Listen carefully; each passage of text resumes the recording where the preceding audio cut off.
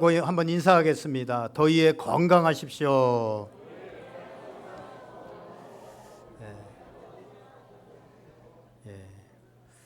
가족과 함께 예배드리게 되어져서 너무나도 감사하고 보기 좋습니다.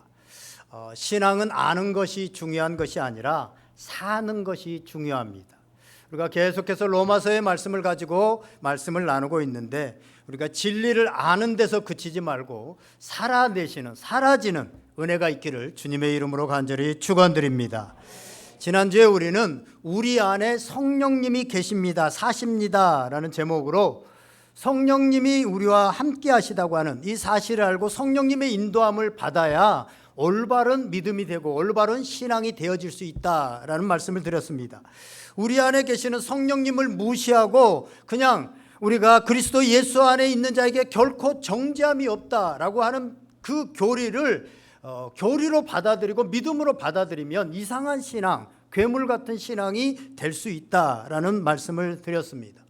오늘은 그 성령으로 인도함을 받은 사람, 그 사람이 어떤 형태로 나타나는가, 성령의 인도함을 받는 사람이라는 제목으로 함께 은혜를 나누고자 합니다. 오늘도 말씀이 살아 여러분들 안에 역사하는 은혜가 있기를 주님의 이름으로 축원드립니다.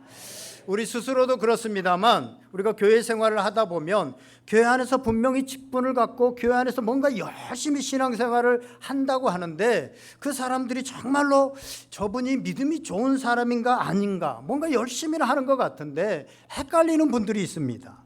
특별히 신앙의 처음 걸음마를 걷는 시작하는 분들은 이 믿음이 좋은 사람의 본을 따라서 신앙생활을 하는 것이 정말 중요합니다. 그래야만 신앙이 처음부터 탄탄하게 올바르게 성장할 수 있기 때문에 그렇습니다. 그래서 믿음이 좋은 사람, 올바른 신앙을 가진 사람이 누구인지를 아는 것이 정말 중요합니다. 그렇다면 믿음이 좋은 사람, 신앙이 올바른 사람, 그런 사람이 어떤 사람인지 오늘 성경 말씀을 통해서, 오늘 특별히 본문을 통해서 우리가 함께 살펴보기를 원합니다. 성령의 인도하심을 받는 사람들에게 나타나는 특징들이 있습니다. 오늘 말씀을 우리가 12절부터 17절까지 읽었습니다만 1절부터 17절까지의 말씀을 우리가 전체적으로 보면서 성령의 인도하심을 받은 올바른 신앙인의 모습은 어떤 형태로 나타나느냐라는 것들을 몇 가지 살펴보고 말씀을 마치려고 합니다. 성령의 인도하심을 받는 사람은 첫째로 정죄의 시각이 아니라 은혜의 시각을 가진 사람이다라고 하는 사실입니다. 우리가 지난주에 봤지만 1, 2절에 보면 이렇게 말씀합니다. 우리 1절, 2절 말씀 다시 한번 읽어보겠습니다. 화면 보면서 한번 읽으면 좋겠습니다. 그러므로 이제 그리스도 예수 안에 있는 자에게는 결코 정죄함이 없나니 이는 그리스도 예수 안에 있는 생명의 성령의 법이 죄와 사망의 법에서 너를 해방하였음이라. 아멘. 은혜의 시각을 가진 사람은 마음이 딱딱하지 않고 부드럽습니다. 우리가 보면 딱딱한 것이 강해 보이지만 바람이 불면 딱딱한 것은 부러지고 넘어지지만 부드러운 것은 굳굳이 서 있고 부러지지 않습니다. 이 어린아이들이, 오늘도 우리 어린아이들 함께 찬양하니까 너무너무 좋은데, 어린아이들이 어디서 넘어지거나 떨어져도 크게 잘 다치지 않습니다. 왜냐하면 몸이 부드럽기 때문에 그렇습니다. 그런데 어른들은 나이가 들어갈수록 잠깐 계단에서 넘어졌는데 크게 다치는 경우도 많이 있습니다. 왜냐하면 몸이 딱딱하고 굳어지기 때문입니다. 우리 마음도 마찬가지입니다. 우리가 율법으로 신앙생활을 하게 되어지면 신앙생활에 틀이 많아지고 자기 안에 틀이 많은 사람은 자꾸 정죄의 시각으로 다른 사람들을 바라보게 됩니다. 왜냐하면 자신의 틀에서 벗어나면, 내가 생각하는 신앙은 이건데 이거에서 벗어나면 잘못됐다라고 생각하기 때문에 그렇습니다. 예수님 시대의 바리새인들이 그랬습니다. 자기들은 하나님을 잘 믿고 올바른 신앙을 가지고 있다라고 바리새인들은 생각했습니다. 그런데 그들의 신앙은 율법적이었습니다. 그들은 예수님께서 세리들과 또 창기들, 이런 죄인들과 식사하면 식사한다고 정죄하고, 제자들이 안식일에 밀밭을 지나면서 배가 고파서 이삭을 잘라가지고 손으로 비벼 먹으면 안식일에 행하지 않을 일을 한다라고 정죄했습니다. 자기들이 가진 그 율법의 틀을 가지고 그것에서 벗어나면 판단하고 정죄하고 다르다고 생각은 전혀 못하고 틀렸다라고 생각들을 하게 되어집니다. 그래서 정죄하는 교회, 정죄하는 가정에 성도들이나 자녀들은 자유롭지 못합니다. 창의적이지 못하고 눈치를 봅니다. 어딘지 모르게 주눅이 들어있고 거짓말을 잘합니다. 왜냐하면 잘못하면 정죄를 당하기 때문에 잘못한 것에 대해서 인정하기보다는, 정직하게 내놓기보다는 그것을 숨기려고 하다 보니까 거짓말을 하게 되어집니다. 그러나 성령의 인도하심을 받는 사람은 정죄의 시각이 아니라 은혜의 시각을 가지게 되어진다라고 하는 것입니다.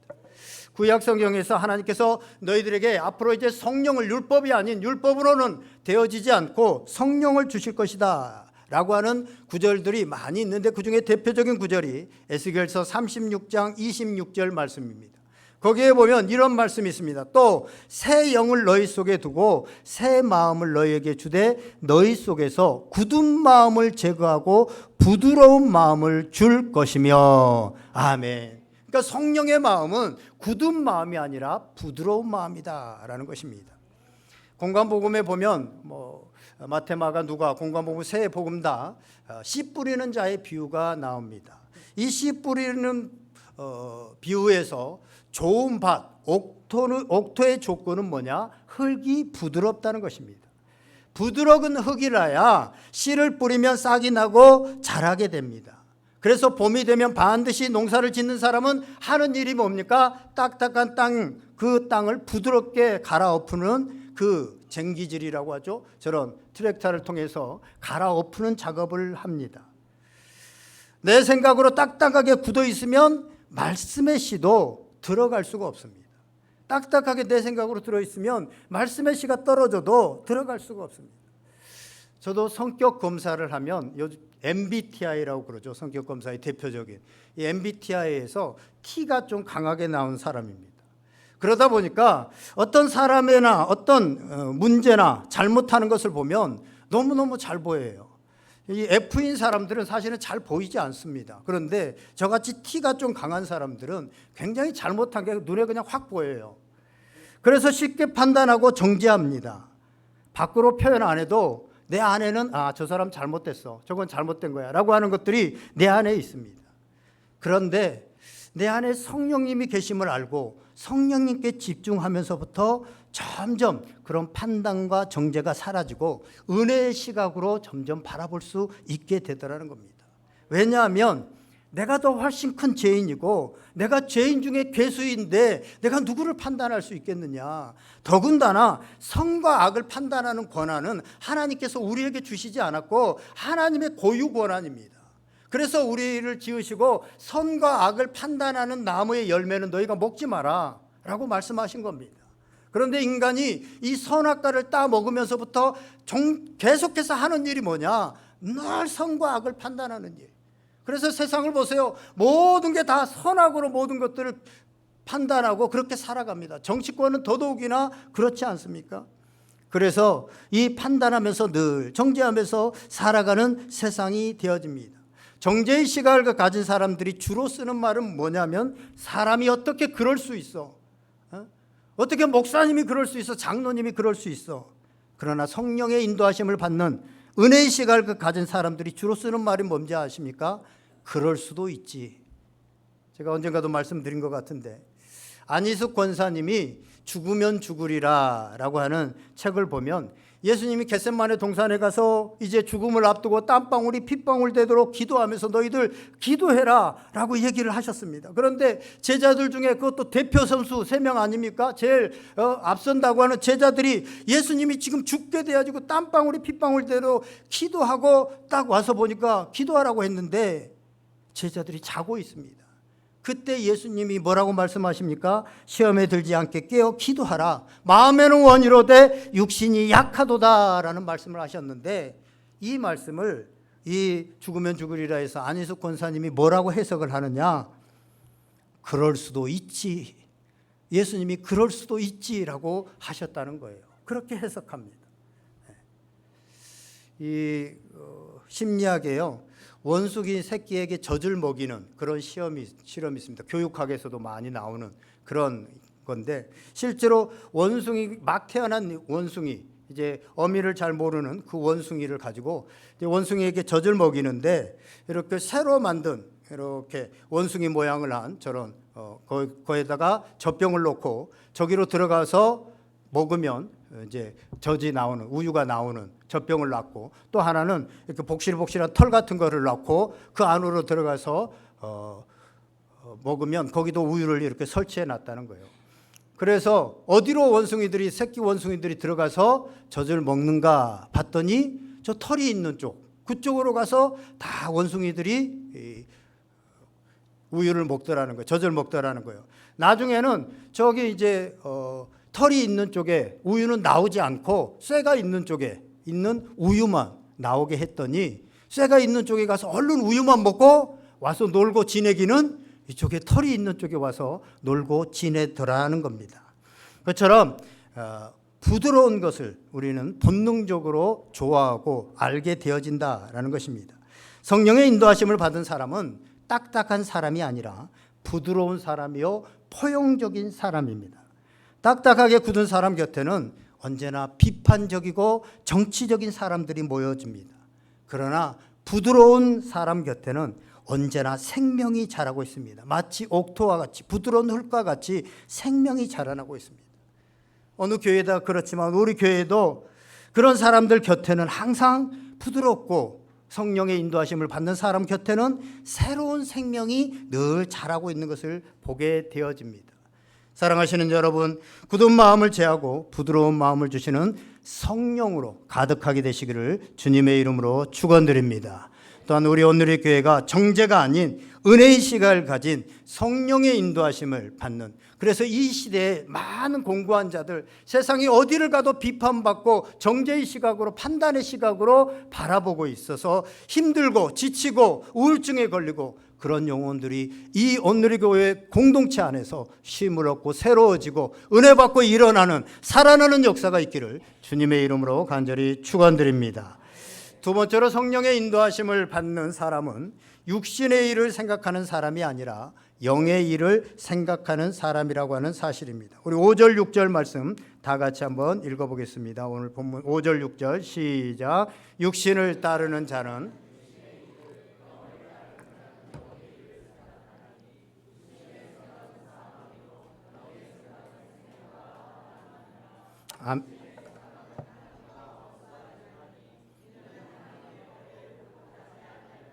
예, 5절 6절만 구분을 안 해놔가지고 계속 12절 말씀을 보면, 그러므로 형제들아 우리가 빚진 자로 돼 육신에게 져서 육신대로 살 것이 아니니라. 아멘. 우리가 육신대로 살면 결국은 사망에 이르게 되어진다. 육신의 생각은 사망이고 영의 생각은 생명과 평안이다라고 말씀하고 있습니다. 한마디로 요약하면 생각이 운명을 가르고 생각이 우리의 인생을 바꾼다고 하는 사실입니다. 그래서 우리가 부흥회나 수련회 가서 은혜를 받았다라고 하는 게 뭡니까? 은혜를 받았다라고 하면 뭐 문제가 해결되어지고 어떤 큰 기적이 일어나고 이런 것도 은혜를 받았다고 하지만, 대부분의 은혜를 받았다고 할 때 하나님의 말씀이 내 안에 들어와서 내 생각이 바뀌어졌다. 내가 이렇게 생각하고 이게 옳다고 생각했는데 은혜를 받아서 말씀이 내 안에 들어와서 내 삶의 생각이 바뀌어지니까 행동이 바뀌어지고 삶이 바뀌어졌다. 이걸 은혜 받았다라고 말합니다.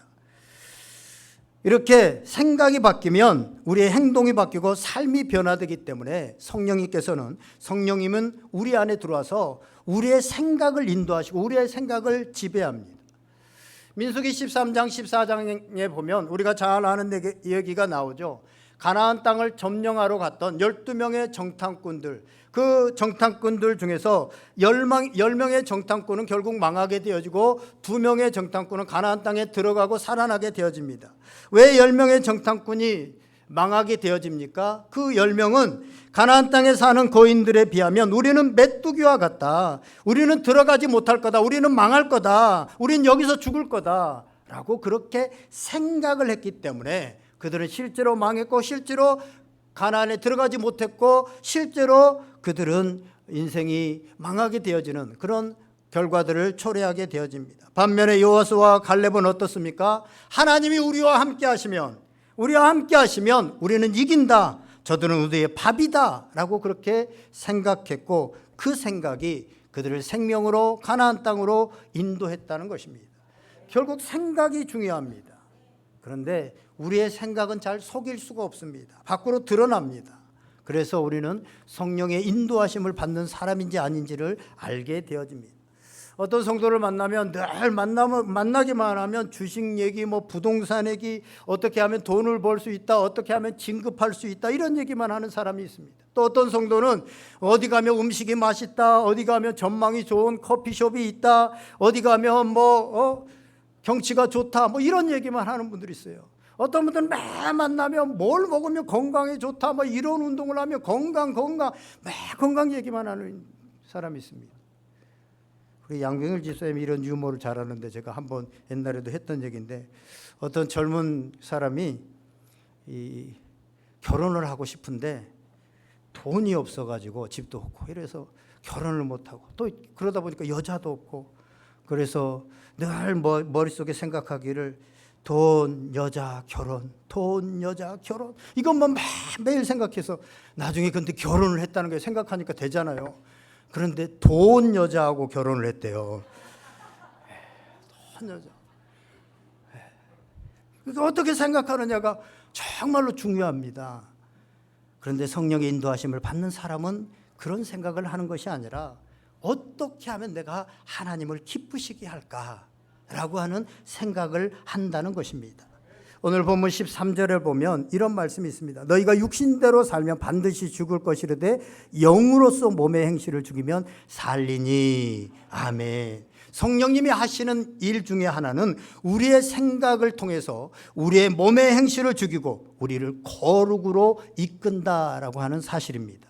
요한복음 16장 8절을 보면 성령이 오셔서 하시는 일을 이렇게 말합니다. 그가 와서 죄에 대하여 의에 대하여 심판에 대하여 세상을 책망하시리라. 아멘. 그래서 성령님의 인도하심을 받는 사람은 죄에 대해서 민감해집니다.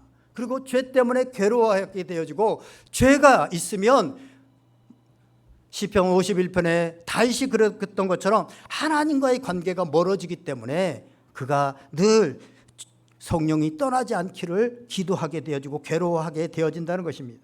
그런데 성령님은 회개를 통해서 하나님의 사람을 살리고 세우시는 그런 일들을 하시기 때문에 결국은 부흥케 하시는 일을 하신다라고 하는 사실입니다. 사도행전을 보면 성령이 강하게 역사하게 되니까 하나님의 말씀을 선포했을 때 사람들이 우리가 어찌할꼬 자기의 죄에 대해서 회개하면서 무릎으로 나아가게 되어집니다. 그랬더니 초대교회의 부흥의 역사가 일어나는 것을 보게 되어집니다.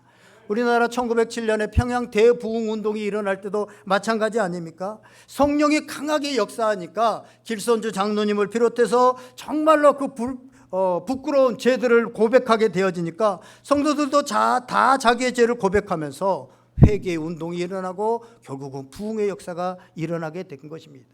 18세기 영국의 웨일즈 지방의 부흥운동도 마찬가지입니다. 그 지역이 광산촌이어서 깊은 굴에 들어갔다가 하루 종일 일하고 나오면 힘들고 또 두렵고 그러다 보니까 나오면 술집을 찾고 여자를 찾고 또 스트레스 푼다고 서로 싸우고 때려부시고 온통 거리가 정말 싸움 천지였는데 성령이 임하게 되고 웨슬리의 복음의 말씀을 듣고 그들이 변화되어지니까 그 사람들이 회개가 일어나게 되어지고 그 당시의 기록들을 보면 술집이 다 문을 닫아서 술집들이 되어지지를 않고 누가 손님이 안 오니까 그리고 경찰이 할 일이 없었다. 경찰들이 할 일이 그전에는 매일마다 싸움박질하고 잡아오고 누가 죄인이라고 했는데 할 일이 없어졌다라고 말씀하고 있습니다.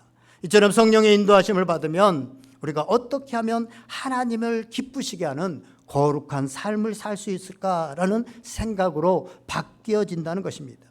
그래서 그의 입에서 나오는 말도 맛집, 커피숍, 좋은 옷, 건강 이런 것이 아니라 어떻게 하면 거룩하게 되어지고 어떻게 하면 하나님의 부흥이 일어날까라는 생각을 하게 된다는 것입니다. 사랑하는 여러분, 정말 성령의 사람으로 성령의 인도하심을 받음으로 거룩함을 갈망하는 복된 성도들 다 되어질 수 있기를 주님의 이름으로 축원드립니다. 마지막 세 번째로 성령의 인도하심을 받은 사람은요, 두려워하는 사람이 아니라 두근거리는 사람이다. 아멘. 여러분, 운전하다가 갑자기 경찰이 여러분을 향해서 딱 이렇게 손짓을 하면서 다가오면 어때요? 일단 뭐 잘못한 것이 없는데도 일단 두렵기부터 하잖아요. 내가 뭐 잘못했나? 혹시 신호를 어겼나? 뭐 안전띠를 안 맸나? 라고 생각을 하고 두려운 마음이 들잖아요. 그런데 그 경찰이 내 아빠라든가 아니면 사랑하는 내 애인이다. 그러면 어때요? 두렵지 않고 두근거리죠. 네, 두근거립니다. 우리가 온 세상을 만드신, 그리고 온 세상의 법을 주관하는 그 하나님이 나의 아빠, 아버지다. 그러면 두렵기보다는 두근거림으로 세상을 살아갈 수 있을 것입니다. 그 하나님이 나의 아빠, 아버지다. 이것은 정말 놀라운 일이고 행복한 일이 아닐 수 없습니다. 오늘 15절에 보면 이렇게 말씀합니다. 너희는 다시 무소하는 종의 영을 받지 아니하고 양자의 영을 받았으므로 우리가 아빠 아버지라고 부르짖느니라. 아멘. 하나님께서 우리를 자녀 삼으시고 양자의 영, 성령을 부어주시는데 양자의 영을 주셨다라고 말씀하고 있습니다. 이 말은 우리에게 성령이 임하심으로 우리가 양자 아들이 되었다라는 것입니다. 우리 한국 사람들은 사실은 양자에 대해서 별로 그렇게 좋아하지 않고 생소하게 생각하는 그런 경향이 있습니다. 그런데 우리가 아담 이후에 이 땅에 죄악 중에 태어난 사람들 중에는 하나님의 아들이 없습니다. 죄악 중에 태어나기 때문에 다 하나님의 아들로 태어나는 사람은 없고 본래 하나님의 아들은 한 분, 예수 그리스도뿐입니다. 우리는 다 죄의 종으로 태어나게 됩니다. 그런데 하나님께서 예수 그리스도를 통해서 대가를 지불하시고 그 십자가로 우리를 사하시고 우리의 죄를 사하셔서 이제 죄의 종이 아니라 양자 삼아 주셨다라는 것입니다. 그래서 우리는 법적으로 이제 완벽하게 하나님의 자녀가 된 것입니다. 성경은 우리가 하나님의 자녀가 된 것을 권세라고 말을 합니다. 요한복음 1장 12절 영접하는 자 곧 그 이름을 믿는 자들에게는 하나님의 자녀가 되는 권세를 주셨다. 하나님의 자녀는 권세가 있다는 것입니다. 우리가 습관적으로 하나님을 아버지라고 하다 보니까 감격이 좀 사라지고 무감각해진 면도 있지만 사실은요, 이건 엄청난 일입니다. 이 아버지 하나님, 이건요, 유대인들, 구약을 믿는, 하나님을 믿는 유대인들에게는 도저히 용납할 수 없는 그런 일이었습니다. 그래서 예수님을 십자가에 못 박을 때 죄목 가운데 하나가 뭐였냐면 하나님을 아버지라고 불렀다. 죄목 중에 하나가 그거였습니다. 지금도 뭐 구약의 일부를 믿고 있는 이슬람 교도들도 하나님을 또 그들이 믿는 알라신을 아버지라고 부르지 못합니다. 불교 신자들 부처를 아버지라고 부르지 못하죠. 그런데 우리는 아버지라고 부릅니다. 그런데 아버지라고 부르면서도요, 진짜 하나님이 나의 아버지임을 잘 느껴지지 않고 믿지 못하는 사람들이 있습니다. 여러분, 그 부모님이 여러분 진짜 부모님인지, 우리 유미 집사님이시죠? 유미 집사님. 그 옆에 앉아 계시는 분이 진짜 엄마인지 어떻게 알아요? 유전자 검사 해보셨어요? 유전자 검사 안 해보시고 믿었어요? 어마어마하네요. 태어날 때 보셨어요? 우리 엄마가 나를 딱 낳는 거 얼굴 보셨어요? 못 보셨죠? 그런데 어떻게 믿어요? 아닐 수 있잖아요. 어떻게 이분이 나의 어머니인 걸 믿냐고요? 이분이 나의 아빠인 줄 믿냐고요? 영웅 오늘 기도 엄청 잘하셨는데 저 곽혜진 집사님 엄마 맞아요? 봤어요? 날 때? 유전자 검사 해봤어요? 그것도 안 하고 믿어요? 아닐 수 있는데? 어떻게 믿어요? 어떻게? 유성이가 어떻게 믿어요? 엄마 아빠가 나를 위해 헌신적으로 오로지 나를 내가 어떻게 될까 봐 다 돌봐주고 밥 먹여주고 다 하는 것을 보면서 그냥 알게 되는 거예요. 검사를 안 해도. 심지어 좀 커가면서 자식을 위해서 죽을 수 있는 그 마음을 보면서 이분이 진짜 내 부모님이구나 라는 것을 알게 되는 거예요. 얼마 전에 끝난 김부장 있잖아요. 김부장. 알아요? 저만 보는가? 저를 안 봤는데 사실은 엊그제 제 아내가 계속 보길래 좀 몰아서 조금 중간중간 이렇게 봤어요. 아, 그 김부장 보니까 대단한 그 아버지의 마음이 있더라고요. 그렇죠? 예. 그 헌신을 통해서 우리는 이분이 내 부모님이구나 라는 것을 알게 됩니다. 예수님의 십자가가 그렇습니다. 하나님이 우리의 아버지가 되시는구나 라는 것을 우리가 느끼지 못하고 또 때로는 유전자 검사를 해본 적도 없고 그렇지만 하나님이 우리의 아버지가 되시는구나 라는 것을 어떻게 알 수 있느냐? 바로 십자가를 보면 알 수 있습니다. 어떻게 당신이 인간의 몸을 입고 오셔서 우리를 위해서 매를 맞고 하나님이신 그분이 천대를 받으시고 침뱉음을 받고 모욕을 당하면서 그렇게 발가벗겨져서 죽을 수 있냐는 거죠.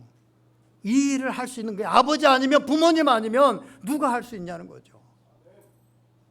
그래서 하나님이 내 아버지가 되는구나 라는 것을 우리는 십자가를 보면 확신할 수 있게 된다는 것입니다. 사랑하는 여러분, 여전히 하나님이 두렵기만 하고 친근한 아빠로 여겨지지 않으십니까? 그렇다면 성령님을 구하시기 바랍니다. 하나님께서는 구하는 자에게 좋은 것, 성령을 주시겠다고 약속하십니다. 성령님이 우리 안에 들어오면 예수님의 십자가가 우리가 부인할 수 없는 하나님의 아버지라고 하는 그것을 입증하고 있다라는 것을 깨닫게 해주십니다. 성령님께서 그것을 아는 눈을 열어주셔서 십자가를 바라볼 때마다 하나님이 나의 아버지가 되시는구나 라고 하는 것을 알게 된다고 하는 사실입니다. 또한 아들이면 상속자입니다. 오늘 본문에도 나오지만 상속자입니다. 특별히 1세기 성경이 기록되어질 때 로마에서 양자로 입양된 아들은 그 입양한 아버지가 자신의 이름을 보존하고 또 자신의 재산을 유산으로 물려주기 위해서 의도적으로 선택한 그런 아들이 양자였습니다.